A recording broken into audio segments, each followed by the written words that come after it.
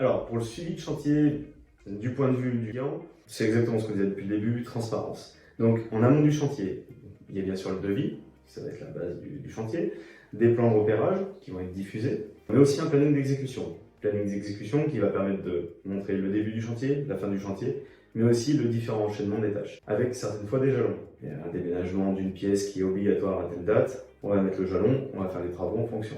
Après, il y a une réunion hebdomadaire, voire deux, suivant les points critiques chantier qui est organisée. Moi, je suis quelqu'un qui travaille quand même beaucoup par mail et par écrit, parce que j'aime bien cette notion de choses qui restent.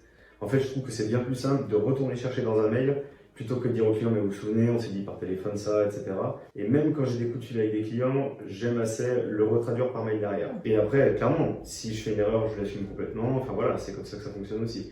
Mais le fait de toujours retracer par mail, c'est quelque chose qui est pas mal et ça permet vraiment de poser les bases et de poser les jalons. Après, c'est assez souvent où, en dehors des réunions hebdomadaires ou des choses un petit peu plus officielles, on a aussi des comptes rendus de chantier qu'on fait une fois par semaine qui permettent de montrer et d'évoquer ce que va faire chaque entreprise la semaine d'après s'il y a des points bloquants. C'est un tableau classique où vous avez le nom des entreprises, les tâches qui sont à faire, les postes importants que doivent prévoir les entreprises, mais il y a aussi un onglet maître d'ouvrage, donc client, avec les obligations, on va dire, ou du moins les devoirs du maître d'ouvrage pour la semaine d'après ou pour la fin de semaine ou autre, pour que le chantier avance bien. Et on n'efface jamais rien.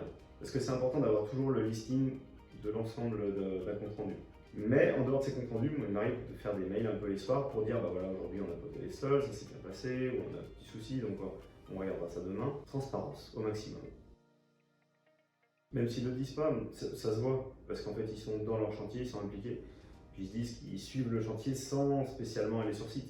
Parce que j'ai envie de dire, un client ne devrait pas aller sur site en dehors des réunions de chantier. Parce que sinon, il va y avoir des doutes qui vont se mettre en place. Quelque chose qui est encore pire, il va arriver à dire des choses aux entreprises en direct, alors que le chargé d'affaires ne va pas être au courant, et ça va avoir un impact sur la suite. Donc c'est pour ça que l'important c'est de rester l'interlocuteur unique, et qu'on ait les rendez-vous chantier sur site ensemble quand on décide.